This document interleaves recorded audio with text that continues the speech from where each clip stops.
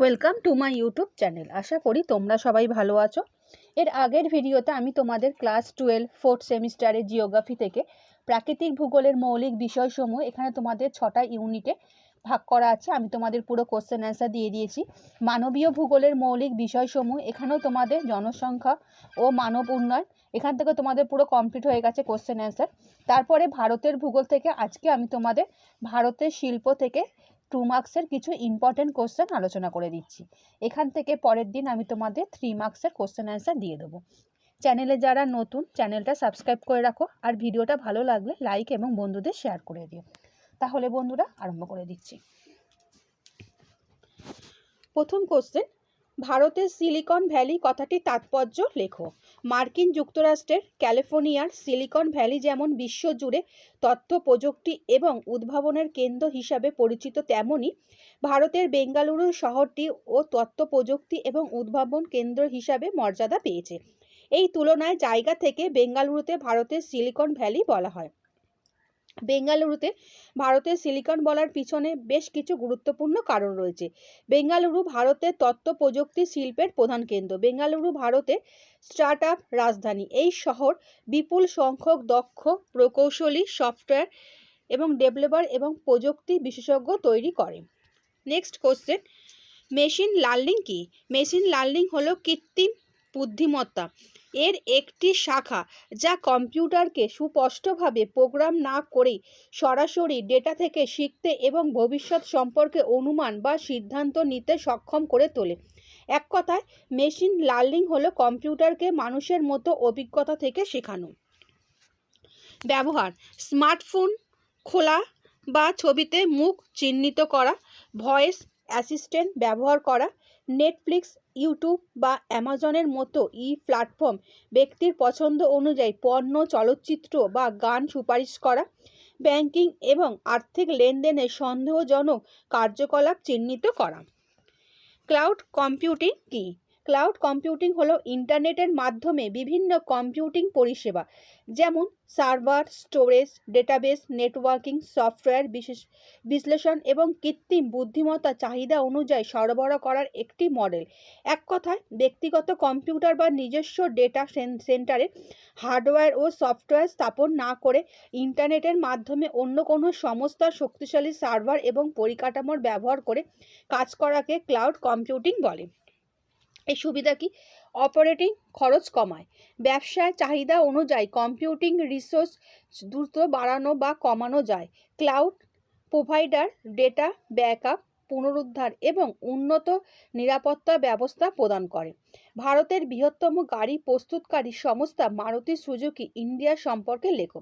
Maruti Suzuki India limited ভারতের বৃহত্তম গাড়ি প্রস্তুতকারী সংস্থা। এটি ভারতীয় অটোমোবাইল শিল্পের এক অগ্রদূত এবং বাজারে এর একচেটিয়া আধিপত্য রয়েছে। মারুতি সুজুকির পথ চলা শুরু হয় 1981 সালে। ভারত সরকার এবং জাপানের সুজুকি মোটর কর্পোরেশন একটি যৌথ উদ্যোগ হিসাবে, যার প্রাথমিক নাম ছিল মারুতি উদ্যোগ লিমিটেড, 2007 সালে এর নাম পরিবর্তন করে মারুতি সুজুকি ইন্ডিয়া লিমিটেড রাখা হয়। মারুতি সুজুকি ভারতের যাত্রী গাড়ির সবচেয়ে বড় উৎপাদক। বর্তমানে হরিয়ানার গুরুগ্রাম, ম্যানেসার এবং গুজরাটের হালসারপুর এর মোট 3টি উৎপাদন কেন্দ্র রয়েছে, যার সম্মিলিত বার্ষিক উৎপাদন ক্ষমতা প্রায় 23.5 লক্ষ ইউনিট। মারুতি সুজুকি গত 3 বছর ধরে ভারতের শীর্ষ যাত্রী গাড়ি রপ্তানিকারক হিসেবে পরিচিত পেয়েছে, যা ভারতের মোট যাত্রী গাড়ি রপ্তানি 40%। পেট্রো রসায়ন শিল্প কাকে বলে?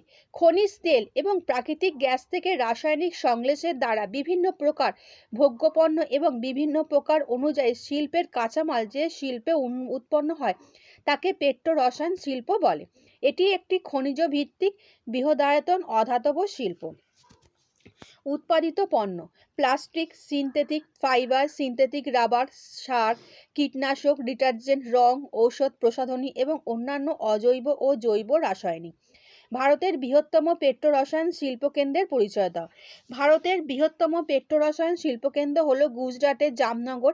এটি রিলায়েন্স ইন্ডাস্ট্রিজ লিমিটেডের মালিকাধীন এবং পরিচালিত। জামনগরের রিলায়েন্স পেট্রোকেমিক্যাল কেন্দ্রটি শুধু ভারতের নয়, বিশ্বেরও একক বৃহত্তম তেল শোধনাগার। এটি গুজরাটের জামনগর জেলার মতিখা ভরি গ্রামের কাছে অবস্থিত। 1999 সালে এটি চালু হয়। এই শিল্প কেন্দ্রটি শুধু অপরিশোধিত তেল সংশোধনই নয়, বরং এটি একটি সমন্বিত পেট্রোকেমিক্যাল কমপ্লেক্স, যেখানে বিভিন্ন ধরনের পেট্রোকেমিক্যাল পণ্য উৎপাদিত হয়। অনুসারী শিল্প বলতে কি বোঝো? অনুসারী শিল্প বলতে এমন সব শিল্পকে বোঝায় যা বৃহৎ বা প্রাথমিক শিল্পে উৎপাদিত পণ্যকে কাঁচামাল হিসাবে ব্যবহার করে নতুন কোনো উৎপাদিত দ্রব্য তৈরি করে। এই শিল্প উৎপাদন প্রক্রিয়ার পরবর্তী ধাপ হিসাবে কাজ করে এবং প্রাথমিক শিল্প থেকে আসা পণ্যগুলোকে ব্যবহার করে চূড়ান্ত পণ্য তৈরি করে, যা সরাসরি ভোক্তার কাছে পৌঁছে যায় বা অন্যান্য শিল্পের কাঁচামাল হিসাবে ব্যবহৃত হয়। উদাহরণ: পেট্রোরসায়ন শিল্পে সবথেকে বেশি অনুসারী শিল্প plastic, polymer, synthetic rubber, synthetic fibre প্রভৃতির সমাবেশ ঘটে। নেক্সট 8 নম্বর কোশ্চেনে যাচ্ছি। পরিবহনের দোলকনীতি বলতে কি বোঝো? পরিবহনের দোলকনীতি বলতে বোঝায় যখন একটি পরিবহন ব্যবস্থা বা রুটে পণ্য নিয়মিতভাবে উভয় দিকে চলাচল করে, ঠিক যেমনই একটি দোলক একদিক থেকে অন্য দিকে যায়, অর্থাৎ একটি স্থান থেকে অন্য স্থানে পণ্য পরিবহন করার পর সেই খালি পরিবহন মাধ্যমটি, যেমন ট্রেন, ট্রাক, জাহাজ, অন্য স্থান থেকে আবার পণ্য নিয়ে ফেরত আসে। এই নীতিটি পরিবহন ব্যয় কমানো এবং শিল্প স্থাপনের অত্যন্ত গুরুত্বপূর্ণ। যেমন যেসব রেল ওয়াগন ঝাড়খণ্ড বা উড়িষ্যা থেকে আকরিক লৌহ বোঝাই করে দুর্গাপুর বা জামশেদপুরের মতো ইস্পাত কারখানায় যায়, সেগুলি ফিরতি পথে ঝরিয়া বা রানীগঞ্জের কয়লা খনি থেকে কয়লা নিয়ে আসে। এটি পরিবহন ব্যয় উভয় সংস্থার মধ্যে ভাগ হয়ে যায়। নেক্সট কোশ্চেনে যাচ্ছি 9 নম্বর। মৎস্য শিকারে প্লাঙ্কটনের তাৎপর্য লেখো। মৎস্য শিকারে প্লাঙ্কটনের ভূমিকা অপরিসীম এবং এর প্রধান তাৎপর্যগুলি হলো: খাদ্য শৃঙ্খলের ভিত্তি। প্লাঙ্কটন হলো সামুদ্রিক খাদ্য শৃঙ্খলের মূল ভিত্তি। ছোট মাছেরা জুপ্লাঙ্কটন খায় এবং জুপ্লাঙ্কটন ফাইটোপ্লাঙ্কটন খায়। এই ছোট মাছগুলিকে আবার বড় মাছেরাও খায় এবং এইভাবে খাদ্য শৃঙ্খল চলতে থাকে। মাছের প্রধান খাদ্য অনেক ছোট মাছ, যেমন সার্ডিন, ম্যাকারেল এবং হেরিং সরাসরি জুপ্লাঙ্কটন খেয়ে বেঁচে থাকে। মাছের পোনারা জুপ্লাঙ্কটনকে তাদের খাদ্য হিসাবে গ্রহণ করে। জলের অক্সিজেন সরবরাহ। ফাইটোপ্লাঙ্কটন সলক সংশ্লেষের মাধ্যমে জলে অক্সিজেন উৎপাদন করে। অ্যাকোয়া কালচার কাকে বলে? অ্যাকোয়া কালচার বলতে বোঝায় নিয়ন্ত্রিত পরিবেশে জলজ প্রাণী, যেমন মাছ, চিংড়ি, কাঁকড়া, শামুক, ঝিনুক এবং জলজ উদ্ভিদ কি শ্যাওলা বা সিউইড চাষ করা। একে অ্যাকোয়া ফার্মিং নামে অভিহিত করা হয়। এটি জলজ কৃষিকাজের মতোই, কিন্তু এখানে ফসল বা পশুর পরিবর্তে জলে বসবাসকারী জীবদের প্রতিপালন করা হয়। এর বৈশিষ্ট্য কি? নির্দিষ্ট জলাশয়ে জীবের জীবনচক্র নিয়ন্ত্রণ করা হয়, প্রজাতিগুলির সংখ্যা এবং আকার বৃদ্ধি করা হয়। নেক্সট যাচ্ছি কোশ্চেন 11 নম্বর। খাদ্য প্রক্রিয়াকরণ শিল্প কাকে বলে? খাদ্য প্রক্রিয়াকরণ শিল্প বলতে সেই শিল্পকে বোঝায় যেখানে কৃষি, পশুপালন বা মৎস্য ক্ষেত্র থেকে প্রাপ্ত কাঁচামালকে, যেমন কি শস্য, ফল, সবজি, দুধ, মাংস, মাছ ইত্যাদি, বিভিন্ন পদ্ধতি ও প্রযুক্তির মাধ্যমে পরিবর্তিত করে মানুষের খাদ্য উপযোগী করে তোলা হয়। এক ধরনের খাদ্যকে অন্য রূপে রূপান্তরিত করা হয়। একই সাথে সংরক্ষণকাল বৃদ্ধি করে, স্বাদ ও পুষ্টিগুণ বাড়িয়ে বায়ু নিরুদ্ধ করে, প্যাকেটজাত করে এবং পরিবহন সহজ করে চূড়ান্ত ভোক্তার কাছে সহজে পৌঁছে দেওয়া যায় এবং বাজারে দীর্ঘকাল যোগান রাখা হয়। উদাহরণ: ফল ও সবজি প্রক্রিয়াকরণ, সেগুলো কি জুস, জ্যাম, জেলি, আচার, সস। আর দুগ্ধ প্রক্রিয়াকরণ দুধ, দই, পনির, মাখন, ঘি, আইসক্রিম। আর মৎস্য প্রক্রিয়াকরণ হচ্ছে ফ্রোজেন মিট, সজেন, ফ্যাজন ফিশ প্রভৃতি। নেক্সট 12 নম্বর। বিশুদ্ধ কাঁচামাল কাকে বলে? যে সকল কাঁচামালকে শিল্পজাত দ্রব্যে পরিণত করলেও তাদের ওজন কোনোরকমভাবে পরিবর্তিত হয় না, অর্থাৎ কমে না, সে সকল কাঁচামালকে বিশুদ্ধ কাঁচামাল বলে। এক্ষেত্রে 100 কেজি কাঁচামাল ব্যবহার করলে উৎপাদিত পণ্যের ওজন বা 100 কেজি থাকে। এই ধরনের কাঁচামালকে ভার হ্রাসহীন কাঁচামাল বলে। উদাহরণ: কার্পাস বয়নশিল্প, পাট শিল্প প্রভৃতি। সংকর ইস্পাত বলতে কি বোঝো? সাধারণভাবে ইস্পাত নিজেই লোহা ও কার্বনের একটি সংকর ধাতু, কিন্তু যখন লোহার সাথে কার্বন ছাড়াও অন্যান্য নির্দিষ্ট ধাতু বা অধাতু, ক্রোমিনাল, nickel, manganese, vanadium, molybdenum, silicon, sulphur, phosphorus ইত্যাদি নির্দিষ্ট অনুপাতে যোগ করা হয়, তখন সেই ইস্পাতকে সংকর ইস্পাত বলা হয়। এর তাৎপর্য: ইস্পাতের শক্তি ও কঠোরতা বহুগুণ বাড়ানো যায়, নমনীয়তা বাড়ায়, যা এটিকে ফাটল বা ভাঙন ছাড়াই সহজে বাঁকানো বা টেনে লম্বা করা সম্ভব হয়। অটোমোবাইল শিল্পের সংজ্ঞা দাও। অটোমোবাইল শিল্প বলতে সেই বিশাল ও জটিল শিল্পকে বোঝায় বা মোটরযানে, যেমন গাড়ি, ট্রাক, বাস, মোটরসাইকেল এবং অন্যান্য বিশেষায়িত যান, যেমন নকশা তৈরি, উৎপাদন, বিপণন, বিক্রয় এবং রক্ষণাবেক্ষণের সাথে জড়িত। এটি কেবল গাড়ি তৈরির মধ্যে সীমাবদ্ধ নয়, বরং এর সাথে সংশ্লিষ্ট সকল উপশিল্প এবং পরিষেবাগুলোকে অন্তর্ভুক্ত করে। এরপরে যাচ্ছি বৈশিষ্ট্য। নকশা ও প্রকৌশল তৈরি, বিভিন্ন যন্ত্রাংশ তৈরি এবং সেগুলোকে একত্রিত করে সম্পূর্ণ যান নির্মাণ। আর 15 নম্বর কোশ্চেন, সবুজ গাড়ি বা পরিবেশ বান্ধব যান বলতে কি বোঝো? সবুজ গাড়ি বা পরিবেশ বান্ধব যান বলতে এমন সব গাড়িকে বোঝায় যেগুলি প্রচলিত পেট্রোল বা ডিজেলে চালিত অভ্যন্তরীণ দহন ইঞ্জিন যানের তুলনায় পরিবেশের জন্য কম ক্ষতিকারক প্রভাব তৈরি করে। এর বৈশিষ্ট্য কি? কম বা শূন্য, যেমন carbon monoxide, nitrogen oxide, particulate matter নিঃসরণ করে। এগুলি উচ্চ জ্বালানির দক্ষতা যুক্ত, বিকল্প জ্বালানির ব্যবহার করে, যা পরিবেশের পক্ষে উপযুক্ত। নেক্সট 16 নম্বর কোশ্চেন, পেট্রো রসায়ন শিল্পকে শিল্প দানব বলার কারণ কি? পেট্রো রসায়ন শিল্পকে আধুনিক শিল্পের দানব বলা হয়। এর প্রধান কারণগুলি হলো: পেট্রো রসায়ন শিল্প শুধু নিজে পণ্য উৎপাদন করে না, বরং এটি হাজার হাজার অন্যান্য শিল্পের জন্য প্রয়োজনীয় কাঁচামাল সরবরাহ করে।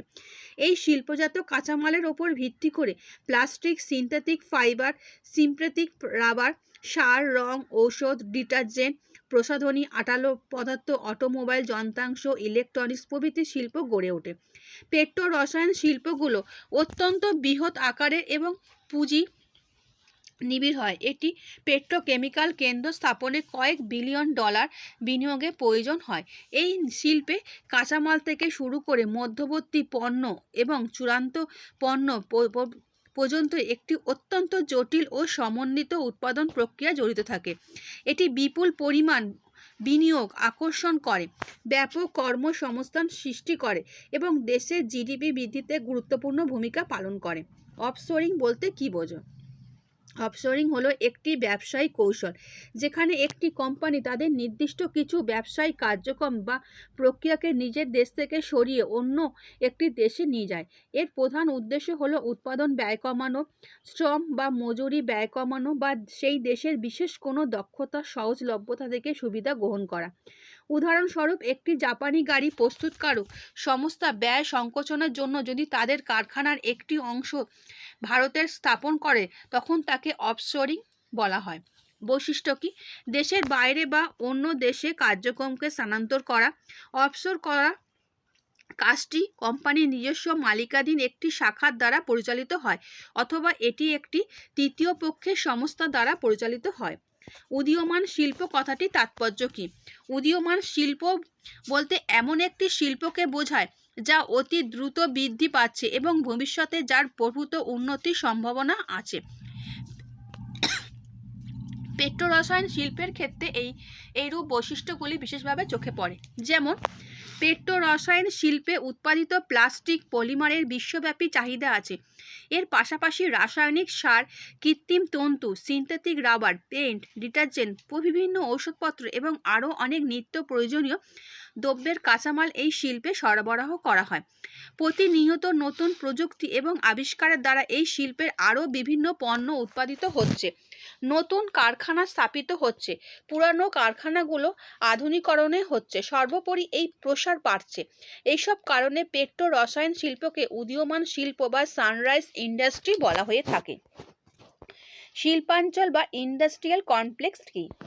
শিল্পাঞ্চল বা ইন্ডাস্ট্রিয়াল কমপ্লেক্স বলতে একটি সুপরিকল্পিত এবং নির্দিষ্ট ভৌগোলিক এলাকাকে বোঝায়, যেখানে বিভিন্ন ধরনের শিল্প প্রতিষ্ঠান, কারখানা এবং তাদের সহযোগী বা প্রতিযোগী সংস্থাগুলো একত্রিতভাবে কাজ করে।